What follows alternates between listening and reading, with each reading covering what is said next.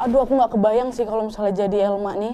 Nah, adalah tuh kan, Wak ya, setelah kepergian Tante Rini untuk selama-lamanya, kalian tahu keadaan ekonomi keluarga Elma jadi betul-betul berubah drastis, Wak. Dari hidupan yang pas-pasan kali itu berubah menjadi mampu beli apapun dan punya segalanya. Elma bilang, bapakku langsung beli rumah mewah kali, Nat. Dia langsung beli 2 mobil mewah. Pokoknya berubah drastis kali lah hidup aku. Sebenarnya aku pun penasaran kali, ini bapak aku dapat uang sebanyak ini dari mana? Apa memang tabungan kah atau dari mana gitu?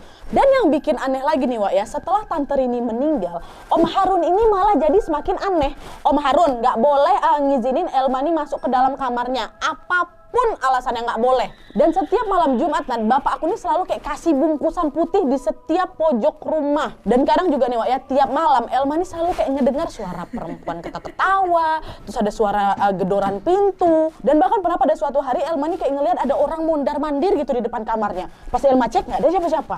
Terus Elma nih juga kadang suka dengar suara orang naik turun tangga, suara orang menggeram. Ya memang cuma sebatas gangguan suara aja sih, Nat, tapi itu seram kali Elma. Dan ditambah lagi nih, Wak ya, itu rumah sebesar itu Elma nih cuma tinggal berdua ya sama bapak ya. Memang di luar ada satpam, ada juga pembantu, tapi pembantu nih cuma datang pas siang aja dan dipanggil kalau memang ada sesuatu yang harus dibersihkan gitu loh. Jadi nggak nginap di sana pembantunya. Satpamnya memang di depan itu. Dan hal inilah yang membuat Elma semakin lama makin nggak betah lah tinggal di rumah besar itu kan. Karena semakin hari semakin banyak sekali gangguannya, Wak. Dan sampai akhirnya pernah pada suatu hari Elma mengalami pengalaman yang paling tidak bisa dia lupakan seumur hidupnya, Wak. Apa itu?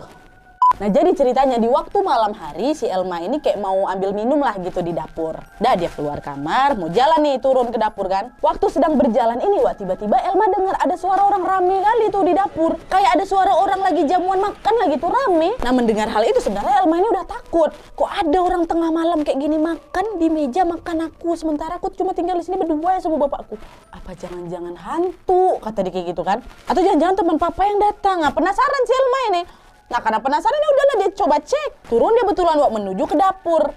Perlahan dia tuh jalan, sap, sap, sap. Dan lampu dapur pada saat itu dalam kondisi mati, Wak. Tapi memang masih ada cahaya temaram gitu dari lampu kecil yang memang Elma nyalain dari ruang Elma itu berdiri. Jadi waktu Elma itu udah turun, Elma mungkin nyampe di ruang tengah kah apa-apa, Elma nyalain lampu. Oh, kelihatan tuh dapurnya gelap. Dan tempat Elma berdiri ini memang agak jauh gitu, Wak, ke ruang makan dan dapur. Dah lah Elma mendekat lagi. Ya kan? Nah, itu suaranya masih ada tuh, Wak. Suara orang rame-rame makan tuh masih ada. Nah, ketika si Elma makin mau mendekat lagi, dari yang tadinya suara di dapur tuh rame kali, Wak, tiba-tiba sepi, hilang.